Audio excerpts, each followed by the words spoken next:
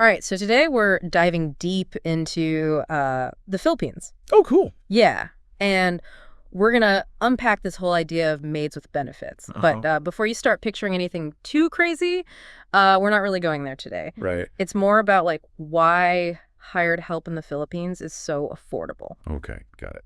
Like, imagine having a personal chef. Yeah. A masseuse on call, like someone to clean your house, maybe even run errands. That sounds amazing. I know, right? And it's all without, like, breaking the bank. Wow. Yeah. And that's the reality for a lot of people in the Philippines, both locals and expats. Interesting. So why is that? Like, what are the typical costs, and are there any potential problems that could pop up? Yeah, that is a good question. It is a good question, and we're going to get into all of it. All right, let's do it. All right, so let's start with the affordability factor. Okay. Like, the source material we're looking at today has some pretty shocking price comparisons. Oh, yeah. Yeah, like a weekly cleaning service in the Philippines might only cost you like $6. $6. $6.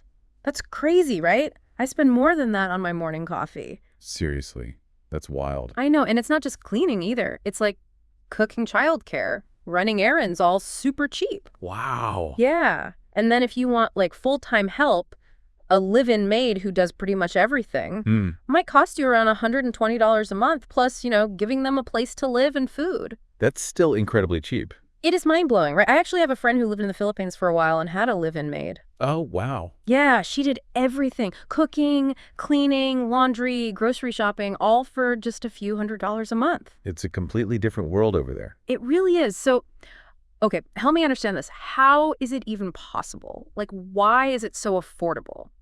So a few things are going on. One is the cost of living in the Philippines is just much lower than in lots of Western countries. Okay, that makes sense. Yeah, so basic things like food, housing, transportation, they're all way cheaper there. Right. But it's not just the cost of living. There's more to it than that. Okay, what else? Another big factor is the way wages work in the Philippines. Average salaries are much lower than in places like the U.S. or Europe. Gotcha. And that, of course, affects the price of jobs that involve a lot of labor, like domestic work. So lower wages plus a lower cost of living basically means that hiring help is possible for way more people. Exactly. It's not just for rich people. It's not just a luxury. Right. Interesting. And then on top of that, you've got the whole supply and demand thing. The Philippines have a lot of people who are looking for domestic work, which keeps the prices competitive. So it's like a perfect storm of economic factors that make it so affordable. Yeah, you could say that. Okay, so that's the affordability side of things. Yeah. But here's where it gets kind of complicated and where that phrase maids with benefits comes in. Oh. Yeah, the source material we're looking at hints that for some people, especially expats, the lines between employer and employee can get a little blurry. Wait, how? What do you mean? Well, it talks about how some people are looking for more than just someone to clean their house. Yeah, they want companionship, maybe even a romantic relationship on top of the regular maid duties. Wow. So they're looking for something more personal. Exactly. And that raises a lot of questions about power dynamics, exploitation, whether it's really okay or not. That's a tricky situation for sure. Yeah, so let's unpack that a bit. Like, what exactly is the source saying is happening? Well, it mentions things like advertisements for attractive maids. Really? Yeah, and it's stories about expats getting romantically involved with their maids, which can lead to all sorts of messy situations. I bet. Yeah, it's definitely not as simple as it might seem on the surface. So we've got this interesting economic situation where having a maid is really affordable, but then you've got this potential for things to get exploitative and for those lines to get blurred. Exactly. It's a bit of a double-edged sword. Yeah, definitely. So where do we go from here? Well, I think we need to dive deeper into the ethical side of things, like what are the potential consequences of these blurred lines, and what does it all mean for both the employers and the employees? Okay, yeah, let's get into that. All right, let's do it. This is where it gets really interesting. Absolutely. So let's dig into these ethical concerns you brought up. This made with benefits thing's a bit of a minefield, right? It is, isn't it? And one thing that really jumped out at me from the source material was the lack of strong discrimination laws in the Philippines.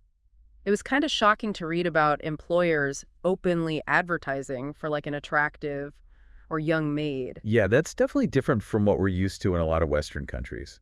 It's hard to imagine seeing job postings like that here. Right. It would be totally unacceptable. But in the Philippines, it seems to be pretty common, at least according to the source. Right. And when you combine that with the economic differences we were talking about earlier, it creates a situation where exploitation is more likely to happen. Yeah, you're right. When someone is struggling financially, they might feel pressured to put up with things they wouldn't normally, Yeah. which is tough. The source actually tells a story about a friend who got caught in that exact situation. He ended up in a romantic relationship with his maid, but it all went wrong when he realized the lines had gotten blurred and he was basically piecing for companionship. It's a cautionary tale, for sure. It shows how these arrangements can become transactional and messy, Hmm. and it reminds us that there's always a power imbalance in these situations. It's like there's this built-in power difference, right? Yeah, The employer controls the money, which creates a sense of dependence that can make it really hard for the employee to set boundaries or speak up for themselves. absolutely. And when you add personal feelings and romance into the mix, it gets even more complicated. It's like a recipe for disaster. The source also mentions another tricky aspect of these situations, jealousy and resentment if the employer is seeing someone else outside of this made with benefits arrangement. Oh, wow, the complications. Bringing secrecy and deception into any relationship is bound to create problems, right? Right. It's like adding fuel to the fire. This whole situation is interesting from like a sociological point of view because it touches on this bigger issue of how we view care work. That's a good point. We often don't value the work that goes into caring for others, whether it's cooking, cleaning, emotional support, or raising kids. These tasks, which are often seen as women's work, are often undervalued in terms of pay and social status. It's like society has turned a blind eye to how essential these tasks are. We take them for granted and don't recognize how valuable they are. Yeah, exactly. And this devaluation is even more obvious in places like the Philippines, where the economic disparities are so big. It's easy to overlook the human cost when these services are so affordable and readily available. It's a sobering thought. It makes you question your own assumptions about work relationships and whether it's ethical to benefit from services provided by others, especially when there's such a big power difference. You're absolutely right. Hmm. It makes you think about being a more conscious consumer of these services, both in our own countries and when we travel. We need to see the people behind these tasks and make sure they're treated fairly with respect and dignity. It's about seeing the person, not just the service, right? Remembering that these are individuals with their own lives, families, dreams, and goals. Exactly. It's about treating them as equals, even when there's a difference in economic status. And it's about acknowledging that our choices have consequences. So what can we do? How can we as individuals make sure we're not contributing to this potential for exploitation? That's the big question, isn't it? It's about being aware of the power dynamics and making choices that align with our values. What do you mean by conscious choices? Like, can you give me some specific example? Sure. It could be something as simple as making sure we're paying fair wages, even if the going rate seems really low from our perspective. It could also mean respecting boundaries, treating our domestic workers with dignity, and being aware that our actions can be misinterpreted. So it's about going beyond just the employer-employee relationship and recognizing the humanity of the person providing the service. Exactly. It's about treating them the way we'd want to be treated, with fairness, respect, Yeah. and recognizing their inherent worth. That makes sense. Now, the source material doesn't really go into this, but I'm curious about the cultural differences in how domestic help is perceived and used. It seems like having a maid or a live-in nanny is often seen as a luxury for wealthy people in a lot of Western cultures. That's a great point. And you're right, the cultural context is really important. Here in the Philippines, having domestic help is much more common, even for middle-class families. Yeah. It's just part of the culture in a way that many Westerners aren't used to. So we're coming at this with our own cultural biases, which might not fit with the norms and expectations in Filipino society. Exactly. And this difference in perception can lead to misunderstandings and even ethical dilemmas when people from different cultures interact. So how do we navigate those potential cultural clashes? How do we make sure we're not forcing our own values and judgments onto a culture that might view these arrangements differently? It's all about being culturally sensitive and willing to learn about different perspectives. It's about recognizing that what might seem exploitative or wrong in one culture might be totally normal or even expected in another. It's about leaving our biases behind and being open to understanding the nuances of a different culture. Exactly. And it's about approaching these cross-cultural interactions with humility and a desire to understand rather than judge. It's a reminder that the world is a diverse place, and our own cultural norms are just one way of seeing things. For sure. And embracing that diversity can make our lives richer and broaden our understanding of what it means to be human. So we've got this interesting mix of economic factors, ethical considerations, and cultural differences all tied up in this idea of domestic help in the Philippines. It's a lot to think about, and I feel like we've only scratched the surface. You're right. It's a complex issue with no easy answers. But that's what makes it so interesting, right? It challenges us to really think critically about our own assumptions and have meaningful conversations about tough global issues. Absolutely. So where do we go from here? What are the next steps in this exploration? I think the next step is to shift our focus from the employer's point of view to the perspective of the domestic workers themselves. We've talked a lot about the potential for exploitation and what employers should consider, but we haven't really looked at the lives, motivations, and experiences of the people who are actually providing these services. That's true. We've been talking about them, but we haven't really heard from them. Exactly.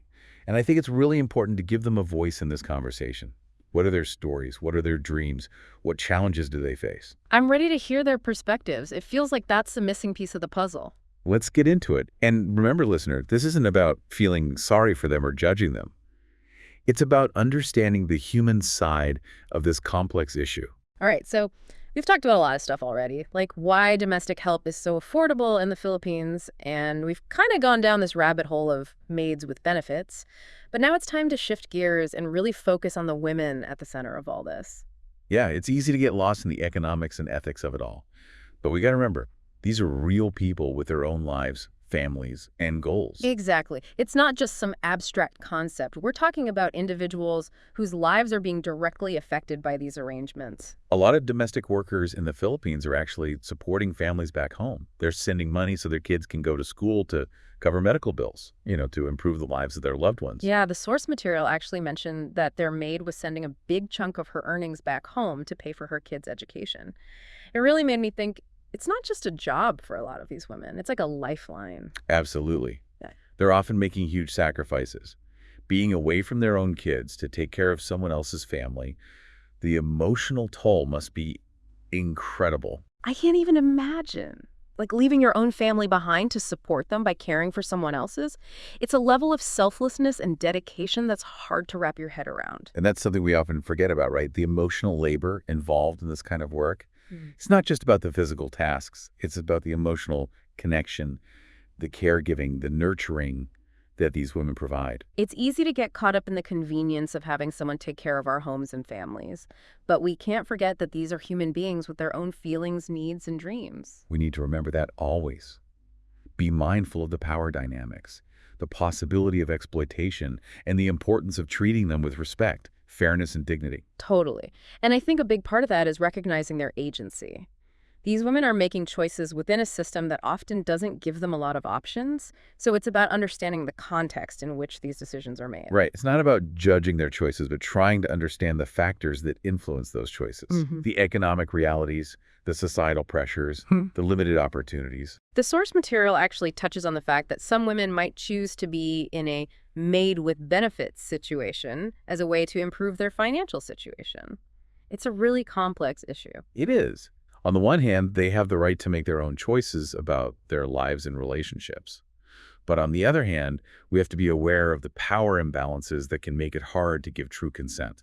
It's a reminder that we need to be critical thinkers. Not just accepting things at face value, but asking questions, challenging assumptions, and being willing to have those tough conversations. And it's important to remember that not every experience is the same. Not all domestic workers are being exploited or unhappy. Some might find fulfillment in their work and build genuine, positive relationships with the families they work for. Yeah, it's important to keep both of those things in mind. The potential for exploitation is there, but so is the possibility for mutually beneficial relationships. And that brings us back to mindfulness. Being aware of our own behavior, asking ourselves, am I treating the people who work for me with respect? Am I paying them fairly? Am I providing a safe and supportive environment? Those are questions we should all be asking ourselves no matter where we live or what our financial situation is. It's about recognizing our shared humanity and remembering that our actions affect others. We have a responsibility to be mindful and to try to be fair and respectful in all our interactions. This has been a really interesting deep dive. We went from this seemingly simple idea of affordable domestic help to this complicated web of economics, ethics, and cultural differences. What are you thinking about after hearing all of this? What are you taking away from this conversation? For me, the biggest thing is empathy and awareness. It's easy to get caught up in our own lives and not think about what others are going through. We need to make a conscious effort to be more aware of the work that goes into supporting our lifestyles and to be mindful of the power dynamics in all our relationships. especially when there's a difference in economic status. I totally agree. It's about challenging what we think we know, asking questions, and having those open and honest conversations even when they're uncomfortable. It's about understanding that our choices have an impact and that we have a responsibility to act ethically and with compassion, whether we're at home or traveling abroad. This deep dive has been a good reminder that the world is a complex and interconnected place, and that what we do matters. We've explored some tough topics today, but I hope it's made you curious and want to learn more about these important Me issues. too. And I hope it encourages our listeners to engage with the world in a more mindful, ethical, and compassionate way. As always, subscribe to our channel, like the video, and comment below. There are also some links in the description that you might find useful. See you in the next episode. Bye-bye.